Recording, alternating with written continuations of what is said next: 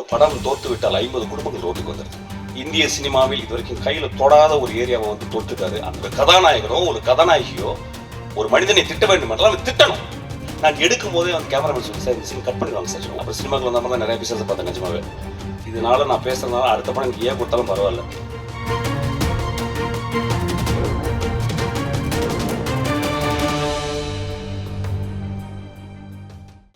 இந்த விழா மிக முக்கியமான விழா. அதாவது இந்த ரவியோட தான் என்னோட கேரியர் ஸ்டார்ட் பண்ணேன். நான் ஒரு அசிஸ்டன்ட் டேரக்டர் ஒன்று ஒர்க் பண்ணியிருக்கோம். 50 ரூபா பாட்டா வாங்கியிருக்கோம். சாப்பிட ஒரே தட்டில் சாப்பிட்ருக்கோம்.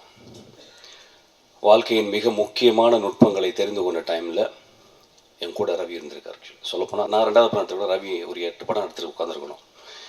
ஸோ வாழ்க்கை கொஞ்சம் விளையாண்டுருச்சு ஆக்சுவலாக. So no way he is not even a bit inferior to me actually. So he is such a creative person. ஒரு கை தட்டுங்க அவருக்கா ப்ளீஸ். அதோட ரொம்ப முக்கியம் என்னென்னா வந்து தமிழ் சினிமாவில் இன்னொரு நல்லவர் உள்ள வந்திருக்காருன்னு சொல்லுவேன். ஆக்சுவலி ரொம்ப கம்மி தமிழ் சினிமாவில் ரொம்ப நல்ல மனிதன் ஆக்சுவலி. அதாவது ஒரு சின்ன ஒரு நாய் ஓரமாக உட்காந்து அது வாலாட்டுறதை பார்த்தா அப்படி கண்கள்லாம் கலங்கிடும் ஆக்சுவலி. அந்தளவு ரொம்ப ஒரு நுட்பமான ஒரு மனித உறவுகளையும் பற்றி எப்பொழுதுமே சிந்தித்து கொண்டு இருக்கிற ஒரு கலைஞன். அவர் வந்து இந்த படம் வந்து இயக்கியிருக்காரு. எப்படின்னு தெரியல ஆக்சுவலி. அண்ணன் வந்து பார்க்கல.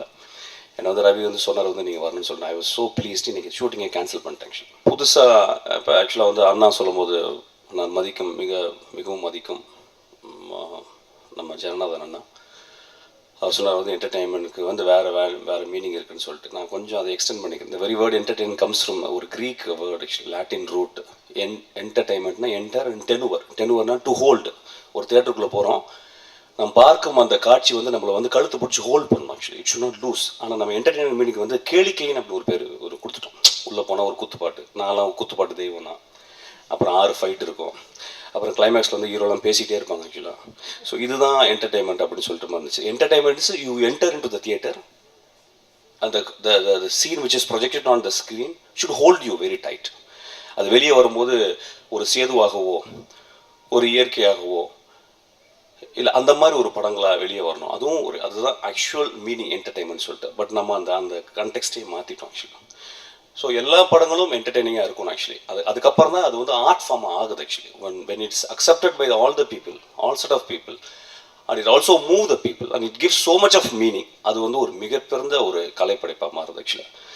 ஸோ இது அப்புறம் இந்த படம் வந்து ரொம்ப பெரிய வெற்றி வரணும்னு நான் இயற்கையை நான் வேண்டிக் கொள்கிறேன். ரொம்ப முக்கியமான படம். அந்த ப்ரொடியூசர் ஆஃபீஸ்க்கு வந்திருந்தார். அவர்கிட்ட நான் ஒரு ப்ராமிஸ் பண்ணேன், நானும் ஒரு படம் பண்ணுறேன் ஒரு சின்ன பட்ஜெட்டில் உங்களுக்கு அப்படின்னு சொன்னேன் ஆக்சுவலாக. So it's a very important film. Ravi வந்து ஒரு பெரிய வெற்றி அடையணும், சீக்கிரமே ஒரு 20 படங்கள் பண்ணணும். நல்ல சிந்தனை உள்ள ஒரு கலைஞன். அதை முடிச்சுட்டு அப்புறம் இன்னொரு சின்ன கான்ட்ரவர்சி ஒன்று பேசிட்டு போயிடுறேன் வந்ததுக்கு ஆக்சுவலி.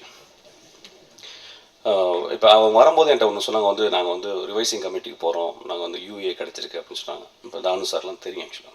ஒரு புதுசாக ஒரு ப்ரொடியூசர் வந்தார்னா ஒரு ஏ அப்படின்னு கிடச்சி ஒரு யூஏ கிடச்சிச்சு அப்படின்னா, இப்போ ஏக்கும் யூஏக்கும் வந்து உங்களுக்கு தான் வித்தியாசம் தெரியும். ஆனால் எங்களுக்கு வித்தியாசமே கிடையாது. எல்லாமே 30% போயிடுது. I think so. I mean right sir? அது தரிசனம் எங்களுக்கு எந்த ஒரு இதுவுமே கிடையாது. ஒரு படம் தோற்று விட்டால் 50 குடும்பங்கள் ரோட்டுக்கு வந்துடுது. ஒரு ப்ரொடியூசர் கிட்டத்தட்ட 20 வருஷம் சம்பாரிச்ச காசு கொண்டு ஒரு 3 கோடி ரூபாய் 4 கோடி ரூபாய் கொடுத்து ஒரு படம் எடுக்கிறாங்க. எதுக்கு எடுக்கிறாங்கன்னா கலை மேல் உள்ள தாகம். எனக்கு தெரியும் தானு சார் நான் கதை சொல்லும்போது ஒரு தீப்பெட்டி வச்சு பாடி காட்டினார். அதனால தான் சினிமாவில் நீங்கள் இருந்துருக்காரு. அது கலை மேல் உள்ள தாகம். ஸோ ஒருத்தவங்க வரும்போது அது ரொம்ப ஈஸியாக வந்து படத்தில் வந்து ஒரு கெட்ட வார்த்தைகள் இருக்குது, படத்தில் வந்து ஒரு வன்முறை காட்சிகள் இருக்குது. கெட்ட வார்த்தைகளும் வன்முறைகளும் இல்லாத வாழ்க்கையே கிடையாது. நீங்கள் காப்ரியல் கார்சியா மார்கோஸ் மிகச்சிறந்த இலக்கியவாதின்னு சொல்கிறாங்க. அவருடைய கதைகள் முள்ள படிச்சு பாருங்க. ஒவ்வொரு பேஜிலும் ஒரு கெட்ட வார்த்தை இருக்கும், ஒரு அசிங்கம் இருக்கும். ஒரு இலக்கியம் வாழ்க்கையின் யதார்த்தத்தை சொல்கிறது. வாழ்க்கையின் யதார்த்தத்தை சொல்றதுக்கு வந்து எல்லாத்தையும் நம்ம ஒரு கலை யூஸ் பண்ணணும். கெட்ட வார்த்தை ஒருத்தன் திட்டணும்னா ஒருத்தன் கெட்ட வார்த்தை போடா கண்ணா செல்லமே அப்படின்னு திட்ட முடியாது. ஸோ ஒரு படத்தை பார்க்கவங்க வந்து 1000 பேர் பார்க்குறாங்கன்னா everybody smarter then the director. அப்போ ஒரு படம் பார்த்துட்டு கை தட்டுறீங்கன்னா வந்து அவ்வளோ சென்சிபிலிட்டி உங்களுக்கு இருக்குது. அப்போ பார்க்கும்போது வாழ்க்கையை நிதார்த்தம் தெரியணும். அங்கே வந்து போடா அப்படின்னு கெட்ட வார்த்தை திட்டும் போது போடா செல்லம் போடா அப்படின்னு சொன்னால் எப்படி இருக்கும் பாருங்க. அதாவது உங்களை ஏமாற்றுகிறது ஒரு படம். ஒரு காட்சியில் ஒரு கதாநாயகனோ ஒரு கதாநாயகியோ ஒரு மனிதனை திட்ட வேண்டும் என்றால் அவன் திட்டணும். அந்த இடத்துல தடவி கொடுத்து பேச முடியாது. ஸோ இதை தான் நாங்கள் பண்ணிக்கிட்டு இருக்கோம். ஸோ ஒரு ஒரு ஒரு சினிமான்றது வந்து இன்னைக்கு வெகுஜன சினிமான்னு சொல்லிட்டு அதை வந்து ரொம்ப மீடியாக்கர் ஆக்கிறோம். வெகுஜன சினிமா அப்படின்றது வந்து அதாவது என்னுடைய எல்லா சகோதரனுக்கும், ஒரு ரிக்ஷா ஓட்டுற சகோதரனுக்கோ இல்லை வந்து ஒரு ஒரு சாதாரண தொழில் செய்கிற சகோதரனும் எல்லாரும் கூடியிருக்காங்க. ஒரு பைலட் உட்காந்துருக்காங்க தியேட்டரில், ஒரு டாக்டர் உட்காந்துருக்காரு, ஒரு சைக்கோ தெரபிஸ்ட் உட்காந்துருக்காரு, ஒரு ரிக்ஷாக்காரர் உட்காந்துருக்காரு. இந்த தியேட்டர் மட்டும்தான் இங்கே ஜாதிகள் கிடையாது. இங்கே தியேட்டரில் மட்டும்தான் மனிதன் வந்து அகலமான பார்வையோடு பார்க்குறான். அப்போ உலகத்தில் தியேட்டர் மட்டும்தான், இங்கே மட்டும்தான் எங்களுக்கு டிஃபரன்ஸ் கிடையாது. இங்கே தான் எங்கள் ஜாதிகளும் மதங்களும் உடையப்படுகிறது. அப்போ இது வந்து ஒரு கோயில். ஆக்சுவலி கடவுளுக்கு அப்புறம் அண்ணாந்து பார்க்கறது தரசல் ஏத்தாங்க. அப்போ ஒரு கலைஞனுக்கு கடுமையான சுதந்திரம் தேவைப்படுகிறது. ஒரு சுதந்திரம் எப்படி தேவைப்படும்னா, சமூகத்தில் இருக்கும் சில விஷயங்களை அப்படியே எடுத்து சில டைம் வடிகட்டுவான், சில டைம் கொஞ்சம் எக்ஸ்ட்ரா டிகாஷன் போடுவான். அப்பதான் டீ ஸ்ட்ராங்காக இருக்கும். இல்லைன்னா டீயை குடிச்சிங்கன்னா எப்படி இருக்கும்? குடிச்ச மாதிரி இருக்குமா? அப்போ ஒரு படம் பார்த்துட்டு வெளியே வரும்போது ஒரு நாள் 24 மணி நேரம் 2.5 மணி நேரம் ஒரு படம் பார்க்குறேன்னா அந்த படம் should be very intense. It should hit you in cut level. அப்போ அந்த படம் உங்களை ஏமாற்றக்கூடாது. இப்போ இந்த வார்த்தைகள் யூஸ் பண்ண முடியாது, இந்த வன்மர்கள் யூஸ் பண்ண என்ன வந்துருமாங்க, இப்போ வேற மாதிரி இன்டைரக்டாக சொல்கிறாங்க. அதனால தான் நிறைய படங்களில் பார்த்தா வழுக்கத்தலைன்னு சொல்கிறது, அப்புறம் வந்து சும்மா எட்டி உதையிறது இதெல்லாம். ஏன்னா இப்போ எட்டி உதஞ்சா ஒன்றுமே பண்ண முடியாது, எடிட்டர் கட் பண்ண முடியாது, தணிக்கையில் கட் பண்ண முடியாது. ஸோ இந்த மோசமான விஷயங்கள் வர்றதுக்கு வந்து எங்களுக்கு வந்து உண்மையான சுதந்திரம் கிடையாது. நான் வந்து பிசாசு படம் எடுத்து நான் காட்டின உடனே அவங்க தணிக்கையில் சொன்னாங்க, ஆக்சுவலாக இதனால நான் பேசுறதுனால அடுத்த படம் எனக்கு கொடுத்தாலும் பரவாயில்ல, ஏன்னா அடுத்த படம் தான் எடுக்க போகிறேன். என்னுடைய படம் அடுத்த படம் ஒரு கிரைம் த்ரில்லர் பண்ணேன், படம் தான். தயவுசெய்து பொம்பளைங்களாம் வராதிங்க. அப்புறம் ஒரு தவறான ஒரு எண்ணம் இருக்கு, நம்ம தமிழ்நாட்டில் இந்தியாவில் இருக்கு. ஒரு படம்ன்றது குழந்தைங்களோட பார்க்க முடியல சார். தயவுசெய்து குழந்தைங்களோட பார்க்குற மீடியம் இல்லை சார். கார்ட்டூன் படங்கள் தான் குழந்தைங்களோட பார்க்கணும். when you enter into theater it's an adult medium. இது பெரியவர்கள் பார்க்கும் மீடியம். எல்லாருமே தமிழ் சினிமா. குழந்தைங்களோட தயவுசெய்து குழந்தைங்களோட கூட தேட்டருக்கு வராதிங்க. குட்டிச்சாதான் மைடியர் குட்டிச்சாதான் குழந்தைங்களோட வாங்க. மைடியர் குட்டிச்சாதான் குழந்தைங்களோட வாங்க. நீங்க டைட்டானிக் பார்த்தா கூட முத்த காட்சி இருக்கும், குழந்தைய பார்க்க கூட்டு போகக்கூடாது. So basically movie medium is actually belongs to adult. பெரியவர்களும் மனதை மாற்றக்கூடிய ஒரு மீடியம் தான் ஒரு சினிமா ஆக்சுவலி. ஸோ இங்கே போன உடனே சென்சாரில் சொல்லிடுறாங்க வந்து, சார் குழந்தைங்களோடலாம் பார்க்க முடியாது சார், தயவுசெய்து குழந்தைங்களோட வராங்க சார் ப்ளீஸ். தயவுசெய்து என் படம்லாம் வராங்க, என் படம்லாம் பார்க்க முடியாது நிச்சயமா. அப்போ நான் பிசாசுன்னு ஒரு படம் எடுத்து முடிச்சோன்னே ஒரே ஒரு வார்த்தை சொன்னேன், சார் படம் சூப்பராக இருக்குது சார், ஆனால் பிசாசு இருக்குது சார். நான் பாருங்கள் சத்தியமாக ஒரு 20 வருஷம் ரொம்ப கஷ்டப்பட்டு, அதாவது திடீர்னு ஒரு வருஷம் பிசாசுன்னு பாலட்டு சொல்லிட்டேன், சரி எடுறா அப்படின்ட்டாரு. நான் ரொம்ப கஷ்டப்பட்டு யோசிச்சு பிசாசை வந்து எப்படி காட்டலாம்னா, பிசாசை தான் நம்ம எங்கள் அம்மா பொய் சொல்லி வளர்த்துருக்கேன். இந்த பக்கம் போகாத பிசாசு இருக்கும், அந்த பக்கம் போகாத பிசாசு இருக்கும். அப்புறம் சினிமாக்கள் வந்த மாதிரி தான் நிறைய பிசாசை பார்த்தேன் நிஜமாவே. அதுக்கப்புறம் போனால் எங்கே பார்த்தாலும் பிசாசை ஒரு மோசமாக ஒரு சித்தரித்து தான் எல்லா படங்களும் எடுக்கும்போது நான் ஒரு கதை எழுதுறேன். ஆக்சுவலாக பிசாசு வந்து தெய்வங்க, தெய்வத்துக்கு ஒரு படி மேலேன்னு எடுக்கிறேன். ஸோ பிசாசை பார்த்து யாரும் பயப்படாதீங்க, பிசாசு வந்து ரொம்ப மேன்மையானது.